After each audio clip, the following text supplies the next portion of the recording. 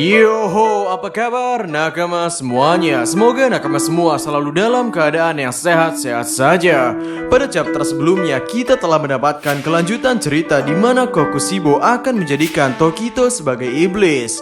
Jadi, bagaimanakah kelanjutan ceritanya? Baiklah, tanpa basa-basi lagi, langsung saja mari kita mulai. Pada chapter 166 berjudul Perasaan Sesungguhnya. Pada cover chapter terlihat Tanjiro sedang beristirahat dan membaca surat yang dibawa oleh burung gagak. Lalu pada awal chapter memperlihatkan Kokushibo dan Tokito yang sudah tertempel di tiang.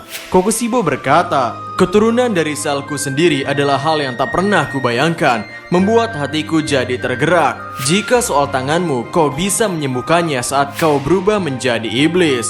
Aku adalah iblis bulan atas yang bisa bertarung dengan layak saat ini, dan aku percaya orang itu seharusnya menerimamu."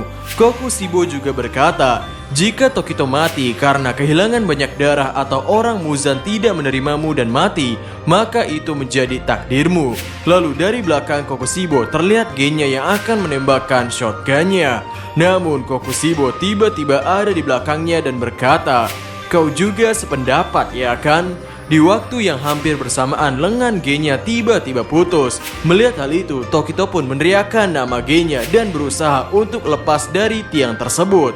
Lalu ketika Genya akan menggunakan pedang miliknya, tiba-tiba Kokushibo memotong lagi lengan milik Genya. Melihat sosok Genya, Kokushibo paham bahwa Genya sudah memakan iblis. Lalu Kokushibo memotong bagian tubuh Genya sehingga terbelah menjadi dua. Di sisi Tokito, ia terlihat kesusahan untuk menarik pedang yang tertancap itu. Lalu Kokushibo yang melihat Genya masih hidup pun berkomentar, "Kau belum mati juga ya? Meskipun sudah dibelah, sekitar 300 tahun yang lalu ada pendekar pedang yang makan iblis sepertimu. Dia mati setelah kupotong tubuhnya. Jadi, kalau kau mungkin kepalamu, aku tak punya alasan untuk membiarkan iblis palsu sepertimu." Dan di saat Genya berusaha untuk menyatukan tangannya, terlihat Kokushibo akan menyerang leher Genya. Dan di sana tibalah pilar angin Sanemi untuk menyelamatkan Genya. Serangan Sanemi membuat Kokushibo harus mundur dan berkata, "Pilar angin." Lalu Sanemi berkomentar, "Kau sudah paham ya? Aku adalah angin yang akan memotong kepalamu, sialan." Lalu Genya berkata, "Aniki." Dan Sanemi pun berkomentar, "Kau ini benar-benar adik yang menyedihkan. Menurutmu kenapa aku sampai sejauh ini seperti membunuh ibu kita? Karena aku ingin melindungimu." Lalu Genya teringat pernah mengobrol dengan Tanjiro. Di sana Tanjiro bercerita, saat ini Sanemi adalah pilar angin dan di atas itu semua dia adalah kakak dari semuanya. Tapi tentangmu, Genya, dia benar-benar marah tentangmu yang bergabung dengan pemburu iblis. Tapi aku tidak mencium secuil pun kebencian darinya. Jadi kau tidak perlu takut kepadanya. Jika kau ingin mengatakan sesuatu, katakanlah, karena Sanemi-san menyayangimu selama ini, Genya. Dan di masa sekarang Sanemi berkata, "Kalian harusnya menikah, mempunyai anak dan hidup bersama sampai uzur. Selama ini kita tidak bisa melakukan sesuatu pada ibu dan pada adik kecil kita. Kau harus membuat istri dan anakmu bahagia sebagaimana mestinya. Karena akan kupastikan tidak ada satupun iblis yang akan menghalangimu."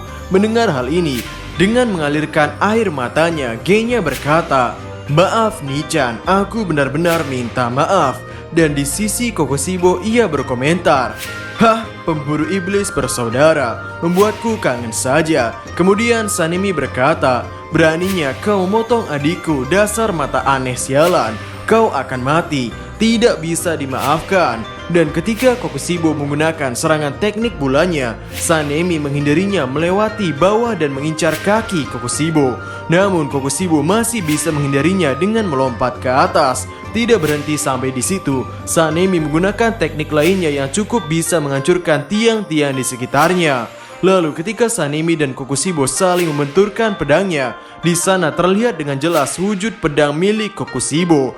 Terlihat pada pedang itu seperti ada mata-mata yang menempel di seluruh pedangnya. Dan di sana Sanemi berkomentar, "Apa kalian melihatnya? Itu adalah pedang yang menjijikan. Benar bukan?" Chapter 166 selesai sampai di sini. Kemudian pada chapter 167 berjudul Doa. Pada cover chapter kita melihat Sanemi yang sedang memberi makan seekor anjing. Pada awal chapter terlihat Sanemi masih melanjutkan pertarungan dengan Kokushibo.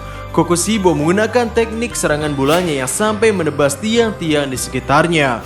Melihat serangan itu, Sanemi pun berkomentar, "Kau terus mengulang tebasan itu bahkan tanpa mengayunkan pedangnya." Kemudian serangan demi serangan dilakukan oleh Kokushibo dan Sanemi. Dalam pertarungan mereka, Kokushibo pun berkomentar, "Tidak buruk, aku bisa tahu kalau fisik dan teknikmu itu sudah berada di puncaknya." Namun dari sisi Sanemi, ia berkata, "Aku tidak bisa berhenti merinding saat melihat teknik orang ini. Setiap tebasannya dikelilingi oleh bila-bila kecil dari pedang yang merepotkan itu. Dan serangannya selalu berubah ukuran dan jangkauannya. Tak ada bentuk pastinya. Tak heran kalau Tokito bisa kalah. Aku ingin menangkal serangan ini sepenuhnya, tapi serangannya melengkung dengan aneh. Jika bukan karena pengalaman yang aku punya, pasti aku tidak bisa bertahan." Dan juga kecepatannya itu. Pada panel terlihat dari mulut Kokushibo mengeluarkan udara nafas. Sanemi pun masih melanjutkan.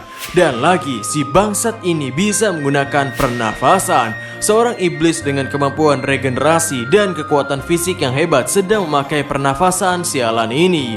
Kecepatan dan kekuatannya semakin bertambah. Dan komentar terakhir dari Sanemi adalah, "Hebat, ini sangat seru.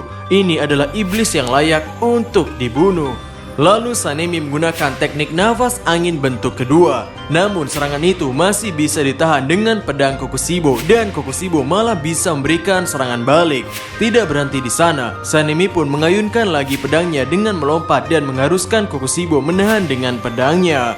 Dan di saat itulah Sanemi mencoba menghunuskan pedang lainnya dengan menggunakan kakinya. Dan ternyata pedang itu adalah pedang milik Genya. Setelah Kokushibo menghindari serangan itu, mereka berdua masih saling melanjutkan serangan.